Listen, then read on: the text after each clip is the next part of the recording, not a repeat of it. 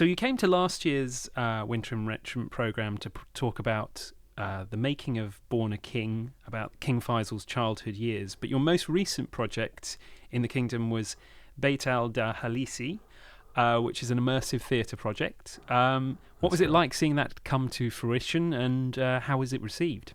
That's a great question. I think for those of listeners don't know about immersive theater, I'll probably start there. So immersive theater is a form of theater that involves no stage. It's a fairly relatively new form of theater. You see it mostly in New York and London and a few other places. Mm-hmm. And at the heart of it, it's very user-based. The actual audience plays a role in the theater. And it usually, the reason it's called immersive theater is because you really do immerse the person, the visitor, in the world that you're creating. So you tend to take over an entire building, such as a hotel or a mansion, or maybe an airplane hangar, and you bring the audience inside them. They usually play a role. So in our case, we did our immersive theater in Al Balad, which is the most historic part of Jeddah. It's sort of where Jeddah began, right on the port. If you haven't seen it, please go, listeners. And there is several well-known families in Jeddah. Most of them have had or still have large family homes in Al Balad. That's where they were sort of the beginners or sort of the original families of Al Balad, and they've gone on to grow Jeddah further and move out of Al Balad. But now there's sort of a revival of Al Balad, and this last Jeddah season, which took place in June, July this last year in 2019, there was a great opportunity in which they wanted to do a lot of theatrical productions in the space. So we were commissioned to do two productions. One was a street theater for about 100 people. It's called Oswa Street. We did that outdoors it was more of almost a kid-friendly show. It was fun. It was also original. It was sort of about this family, and it was a guy who was he had blown his dowry when he asked his wife to marry him. And after he blew the dowry, he's trying to get the money back through selling his wife sort of a fashion designer. And this was a period piece, so it took place in the 60s. Right. So it's sort of a reimagining the 60s, a very colorful area, which it actually was a colorful era. And people enjoyed it because there's a lot of jokes, there was a lot of funny things. And I would say Beit al-Dahlisi was, you could say, our higher-end production. It was we really went all out. It was about 60 actors. We took over the JOUD house, which is one of the oldest and largest families in Al Balad. They've had a home in Al Balad that hasn't really been occupied for the last 30 years. And this was the first time to get it, to really bring life to it. Yeah. And I think that's what they really appreciated. So you can imagine it's a UNESCO heritage site. It was completely renovated. Well, let's not say completely, enough to make it an abandoned home that we could work in. Because it's the genre, of course, of this Beit al-Dahlisi was a supernatural murder mystery, which is very unusual here. Yeah.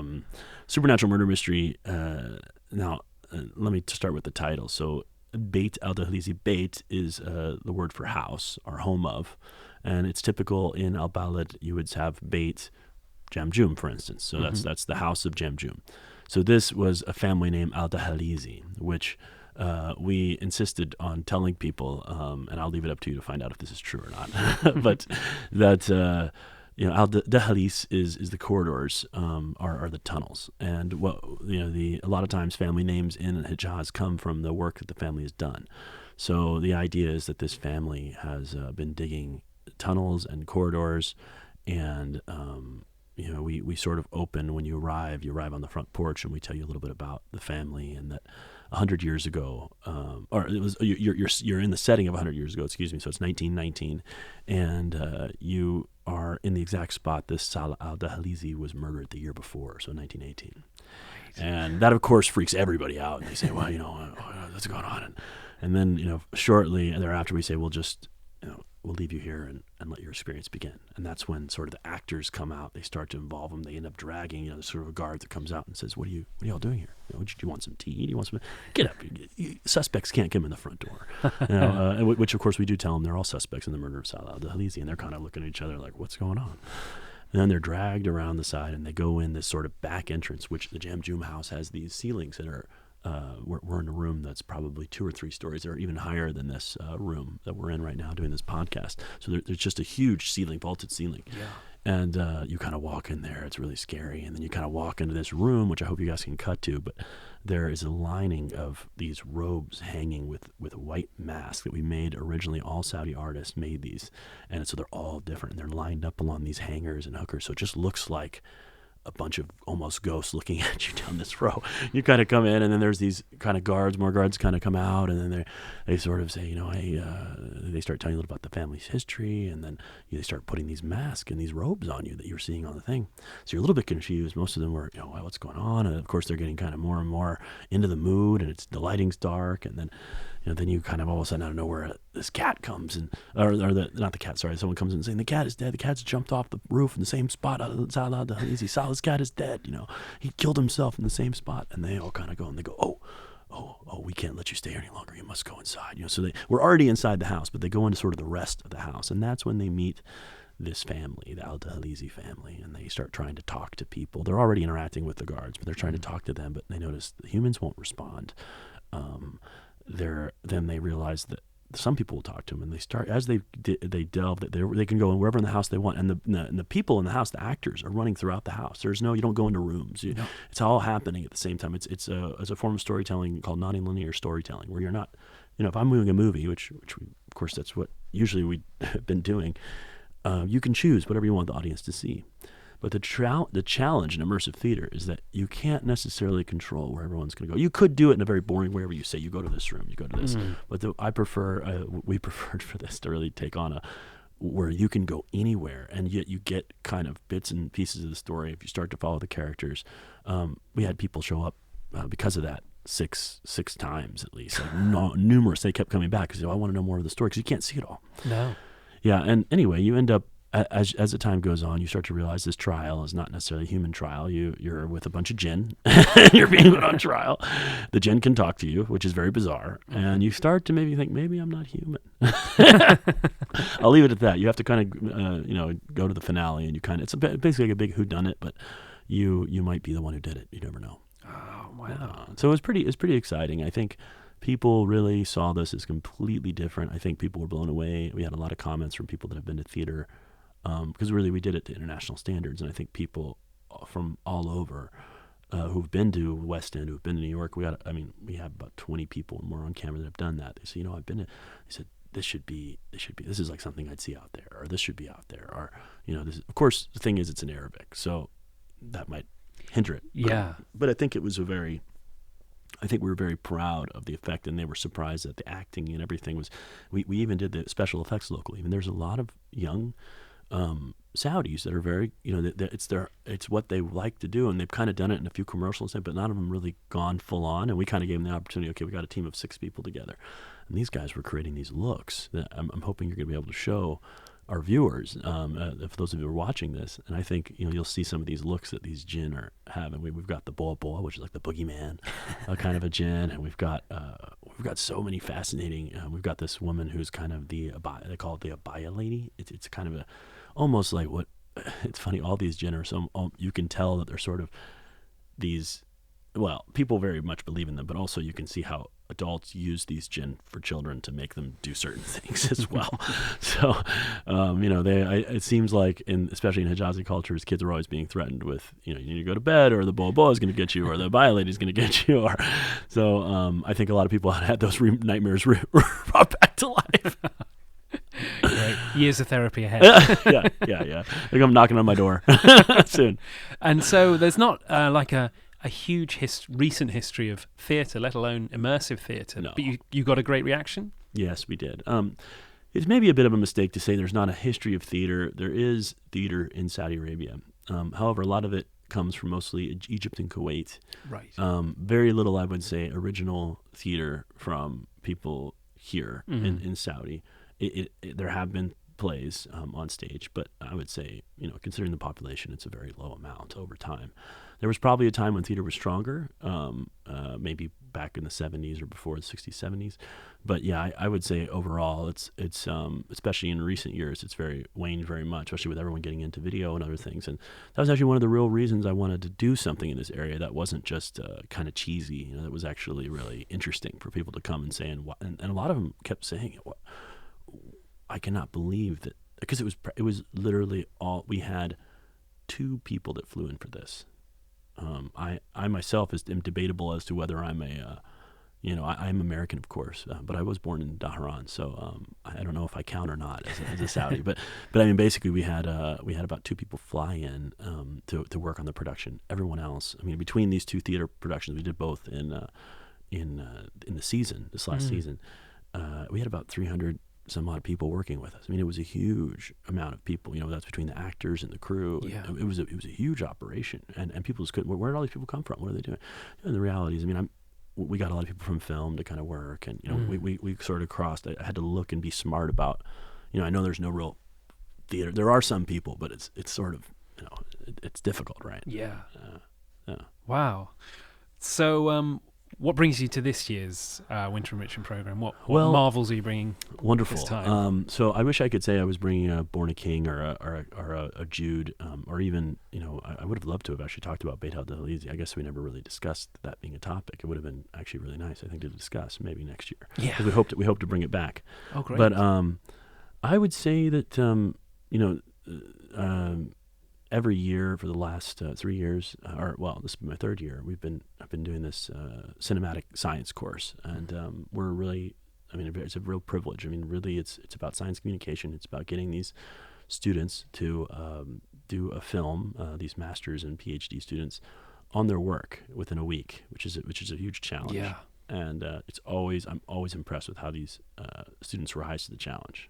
We really give them the tools that they need to kind of do it on their own, because we don't want this to be, we're going to film everything really high end and do everything, because then what happens when we leave, right? Mm-hmm. So we really give them background in science communication, and we talk specifically about how really making videos and working, whether it's on social media or for giving media things, there's so many uses, right? And it can not only just help their careers, which they can create opportunities, because people hear about their work. I mean, you can always rely on the institution you're working with to get your work out there.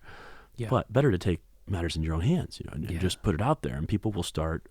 Most of the institutions and private sector will take notice if you start getting some memes or something viral, or people are taking interest.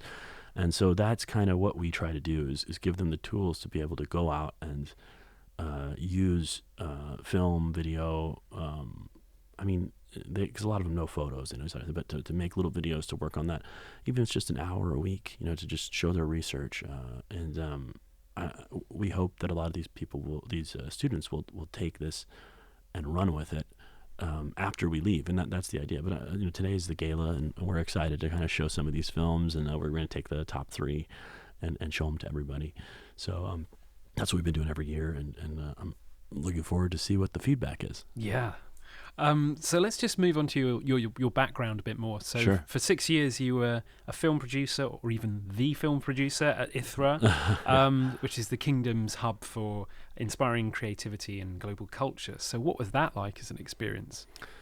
Well, I was very fortunate to, at the time, before I started working with the Ithra, what's called Ithra, came to the Center for World Culture, or was eventually called Ithra. I was really doing some very pioneering things. I mean, I'd kind of been invited to Saudi to screen a film by Prince Turki Al Faisal of mine that was kind of about Saudi Arabia, and I ended up sticking around and developing, really kind of directing the filming of some of these comedy shows, underground comedy shows. Oh, wow. And then I got involved with kind of helping to work with a lot of the Saudis that were either in these shows or working with me on filming them, and we were able to do some online shows. We formed a company for a little while that I had to leave when I got this Ithra job, but they went on to be very successful. That basically became the online platform, one of the major online platforms for Saudi, like kind of a big. Most people put their work on this platform. But I think the bigger thing is encouraging all these young Saudis. So I think through that work, Ithra reached out to me when they were forming their initial plan. They had been, I think, it had been about 6 or 7 months, maybe a year, but not very long. They'd been together, I think about 6 months. And they approached me with this film producer position because I was in the country and I was kind of doing these things. And actually, that's not exactly true. I was kind of out. I was in visa troubles. But long story short, I kind of got back in the country and I kind of got this offer at the last minute.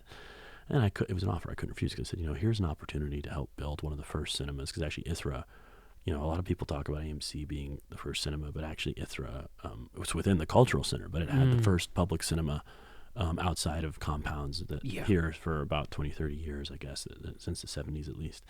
So I got to really work on kind of developing the programming there. I was involved. Remember, I went to Hollywood for a bit to help put together the Saudi Film Days, which was a big program that they did to launch films here in Saudi before kind of the rest of the government was going. That was back in 2013 or something, or I don't know. I have to look at a calendar, but anyway, it was quite a while ago. And it was very pioneering at the time, and I was very fortunate. I'm very privileged to work with a lot of people at Ithra that I did, and I think there was a natural. We naturally kind of naturally started going into another direction. One of the things that I was told when I started there was that we was going to be able to do a feature film, and eventually after the 6 years we finally did it. Right, so it was a little less long. They kind of told me within a couple of years we're going to have it done, but the carrot on the stick drug me. It kept me there.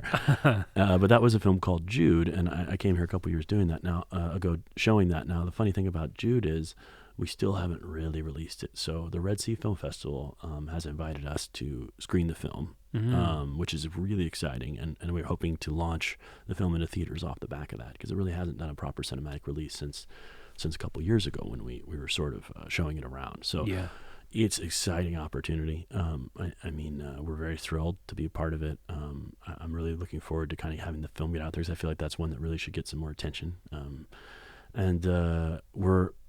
So that's a nice, exciting thing that's happening in March here in Jeddah. It seems like Jeddah's drawing me right now. I've got KAUST and this. There's 2139 coming up next week.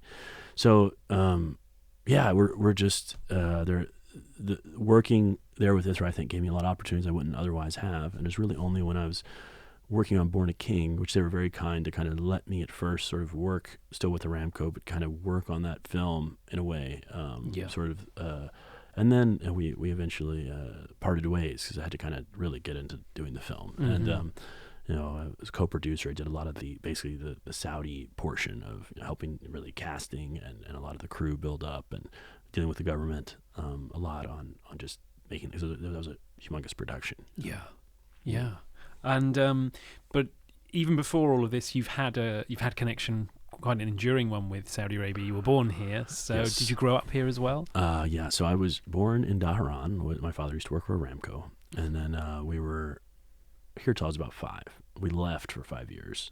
I do remember those younger years. Some of them, bits and pieces, not a lot. You're 5, But we came back when I was 10, and that was, of course, when the Gulf War broke out in 1990. So we got back. We were here for maybe 4 or 5, maybe 6 months, and then this thing broke out. So then really we evacuated. My brother, mother, and I evacuated for another probably almost 9 months. It was a while.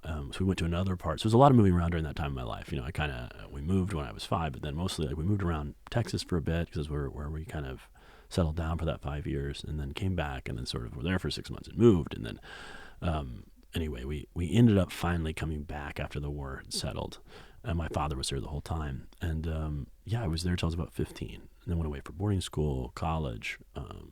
Kind of worked out in Hollywood, and during that time, my folks retired and left. And that's the funny thing about being an expat, right? I mean, up until very recently, because of the tourism push, you could not come back here.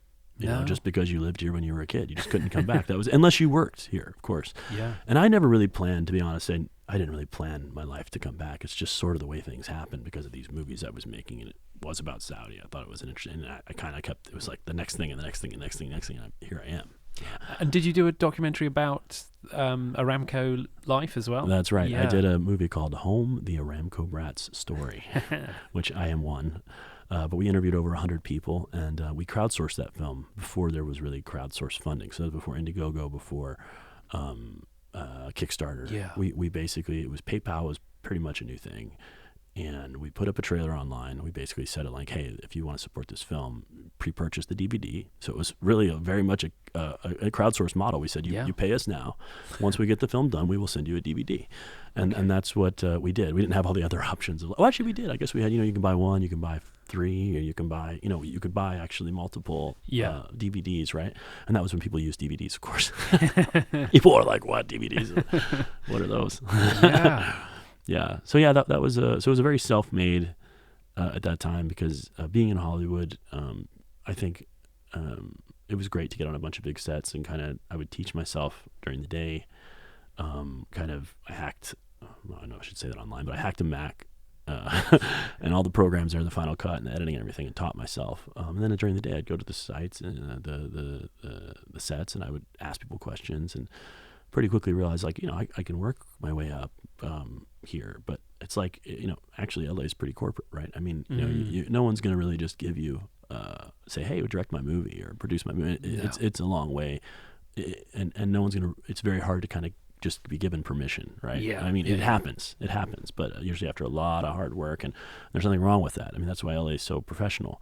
But I sort of wanted to jump sometimes in life you can kind of leapfrog. And I said, why don't we just do our own movie, direct, kind of produce and direct it, and see. I mean, it was a documentary; it's a little lower budget, but just see where that takes us. I mean, it seemed like a great film to do at the time. Yeah, and it takes you places. I mean, that's the thing. If you kind of self-start and you do these things, you realize, you don't know what's around the corner, but if you sort of chase it, the next thing opens up, and it goes like that again and again and again.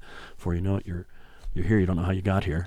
It sort of just did the next thing. I mean, you would have told me a couple of years ago, or even a year and a half ago, that I was going to do a big immersive theater this last year. I would have said, well, are you nuts? Like, it's just, I was looking for immersive theater, to be fair, because I believe the future is in mixed reality experiences. My brother wrote a novel called Virtual Earth Grid. It's kind of like Ready Player One, only for augmented reality versus virtual reality. I don't know if you've heard of Ready Player One, the Steven Spielberg. Yeah. Mm-hmm. So when I read it, I kind of opened my eyes. His novel said, you know what, we've got to really make this a real thing, make this game a real thing, make this a movie. And it's just very clear to me, once these things become glasses, I think it's sort of like the smartphone revolution all over again. So I'm looking to kind of move in that direction, and that was why I was looking to go with immersive experience, because I kind of feel cinema is here, 2D experience. Immersive is kind of, I went with a very analog experience. But then when you start bringing in the mixed reality component of AR, VR into those worlds, then you kind of get a nice mix, and I think that's going to be the direction a lot of entertainment's going to go, because people, I think, are always looking for the next. Movies still make us feel wonderful and make us feel great, but now I think series have kind of stolen a lot of the thunder from movies, because you can just be there with them longer and you can know these characters better. And I think the next step is really being the character in your world, which is what immersive theater is. And I think that's going to keep enhancing, and I think it's an exciting new field. And I'm very fortunate to kind of be on the leading edge of that, because I was thinking, how many people actually have experience in directing and producing and writing a huge immersive theater? It's very little. It's a handful in the world. I don't know how many exactly, but it's not very many. So it's an exciting field, and maybe I should be doing a workshop on that next year. I don't know. Definitely, you'd be very welcome to do so. So just final question: what's next for you? What's in the pipeline? Great question. So we are, as I said, JOUD is going to be at the Red Sea International Film Festival, which will be taking place this March in Jeddah. So that's exciting as far as getting the film out there. Born at King is we've got an international sales agent who's working on getting further distribution. We did really well with it here in the Gulf. It broke all the Gulf box office records. We're hoping to see that further, maybe get further distribution with that. And I'm basically working on a couple films. One is kind of an Abdulaziz, like the founder film. I've been working on the script for about 12 years. And then the other one is more of a kind of a horror film. And we might also be turning the Beit al-Dahlizi into a movie, so we're working on that. And other than that, a very large immersive experience for Riyadh. We're hoping that comes through, depending on how things go with that's going to be towards the end of this year. None of that's locked in, but definitely we've done a lot of development on potentially doing it. So we hope that those interested in doing that and partnering with us are going to pull through, and we can actually do it, because I think it's going to be exciting to have a massive immersive. I mean, we're talking a citywide immersive experience in Riyadh. Yeah, right. It's a next level thing. Yeah. Okay, great. We'll be watching all of that with bated breath. Great. Well, it's been a pleasure. Thank you so much for having me. Thank you to KAUST. Thank you for talking to me.